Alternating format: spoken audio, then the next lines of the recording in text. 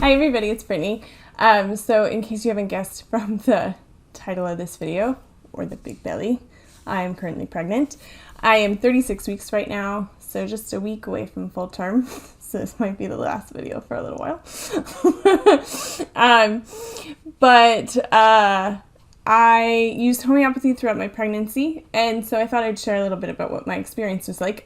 I didn't find a lot of information on how people experienced homeopathy in pregnancy when I was sort of looking around online when I was newly pregnant and trying to figure out what to expect. So I thought I'd sort of share what I found. Really my biggest question when I was going into this was sort of how much of what we consider to be normal in pregnancy actually normal and healthy versus how much is quote unquote pathological, right? Because pregnancy is not a sickness, although it's a little annoying how much people treat it as a sickness. Like, it was a bit of a pet peeve of mine that, like, everybody starts a conversation with me now, like, oh my God, how are you feeling? And I'm like, I'm not sick. I am just pregnant. I'm not sick. I mean, I totally understand why people do it, like, especially now in the third trimester. I just seriously have been tired and uncomfortable. But anyway, so I wasn't really sure what to expect because pregnancy is not a sickness. It is a normal process. It is, in fact, probably the most basic species need that we have is to reproduce. Otherwise, we just would cease to exist. But so many people are very uncomfortable during pregnancy.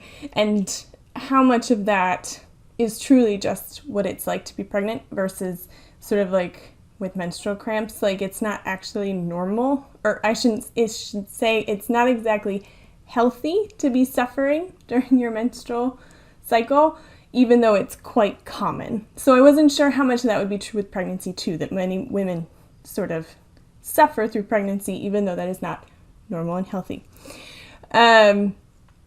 So in my first trimester, I sort of put off treating myself for a little while, even though I was pretty miserable. I was so nauseous and couldn't do anything except sleep. Like, it was ridiculous. I could only be awake for about 10 hours a day. It was really bad.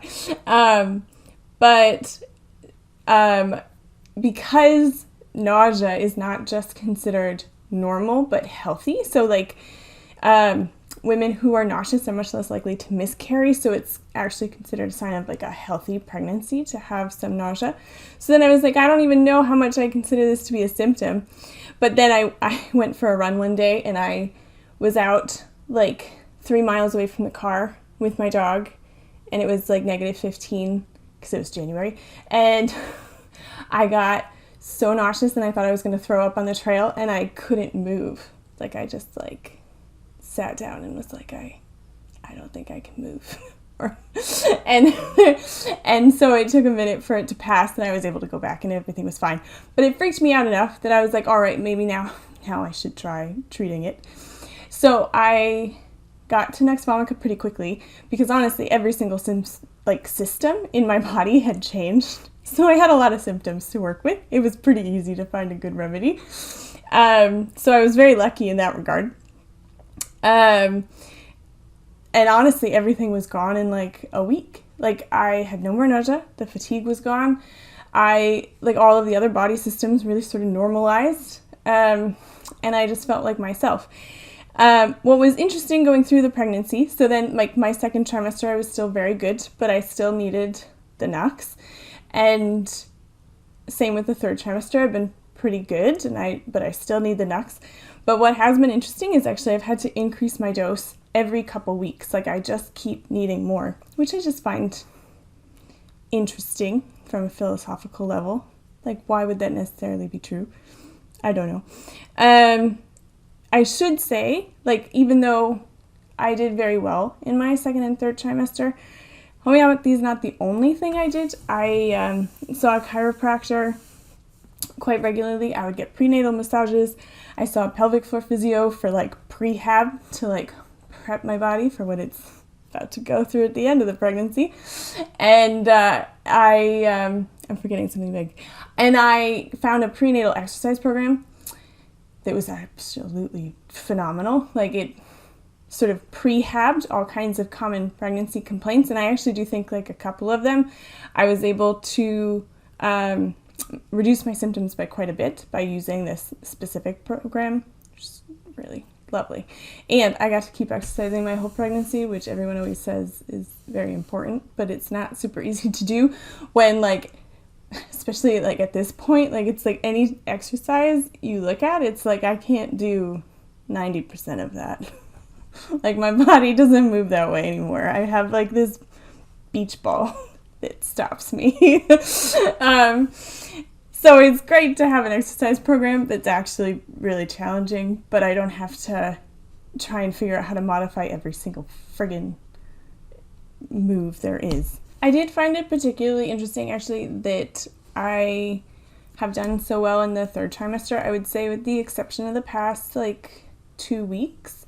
So when I was about 34 weeks, I started to really just feel uncomfortable, even with the Nux.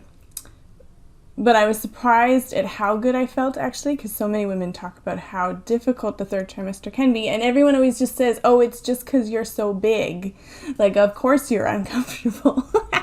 And that I do think that's largely why I've been uncomfortable. Like, I just get punched in the ribs all the time, and someone just kicks my bladder nonstop, and it's just annoying.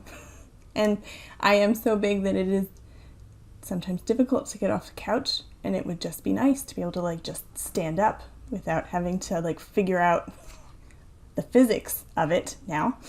But that aside, like, the insomnia, which people talk about a lot as being just because you're so big, I would have a lot of insomnia, and then I'd increase my dose of Nux, and it would go away. And I was like, oh my God, this is amazing.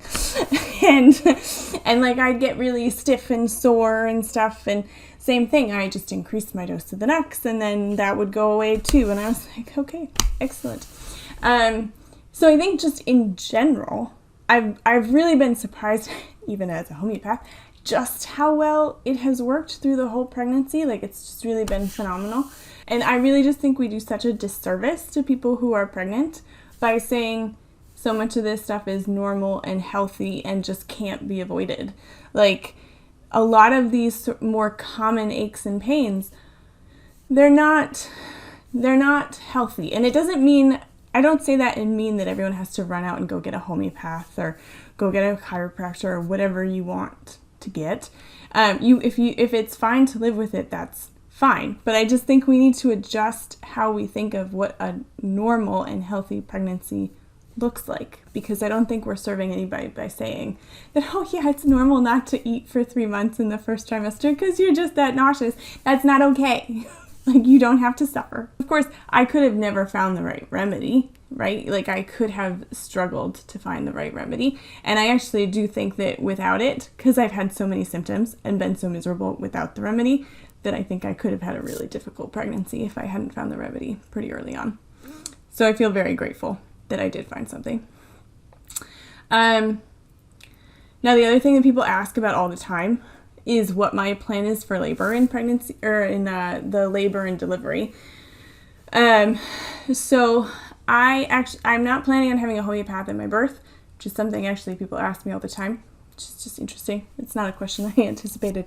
And there's two basic reasons why. One, it's like another person there. Like, I already feel like there's way too many people coming, so I don't really necessarily want another one. And but then also, like, I just, throughout the whole process, I've just gotten more and more tired of how medicalized labor and delivery is. That we sort of seem to view it as this precarious thing where you are on the brink of death and you need like 15 people around you to protect you and make sure that nothing ever goes wrong, when it is a very normal thing. As my midwife very nicely said, most births are entirely unremarkable. And I was like, that was great for me to hear. I was like, I would love an unremarkable birth. That would be a goal of mine. We'll see if it happens. But to me, the idea of having a homeopath in the room just adds to that feeling of like people are sitting around waiting for things to go wrong, which just makes me nervous. And being nervous during labor is just a horrible thing. And so I'm just not going to have one. You could certainly argue that if something went wrong, homeopathy would be a great option. It definitely is. It can help a lot during labor. And I am going to have a couple remedies on hand. They're just sort of classic for different types of things, namely arnica. Like after you birth the placenta, right, you have this gaping wound. So, arnica sounds like it would be good to have on hand. And same with perineum trauma. The way people talk about perineal tearing or trauma is very similar to what I think of as arnica. So I'm just going to have a lot on hand. And because Nux has worked so well for me in the past, I'm going to have some extra Nux on hand in case I need some extra during the delivery process. And we'll just see. Things end up going differently, and I have interesting things to say about how homeopathy helped with postpartum care or the labor and delivery. Then maybe I'll share that later. But in the meantime, I hope this helped you sort of know what to potentially expect with homeopathy in pregnancy, and certainly at least how it helped me. I feel really grateful that I had it. I really felt like myself, and I was able to continue doing all the things that I love. For the most part, I, of course, had to change some things. Really only starting in the third trimester did I really have to start making significant changes. But other than that, I really felt like myself, just with a beach ball attached to my front. So I hope that was helpful and clear. All right, till next time. Bye.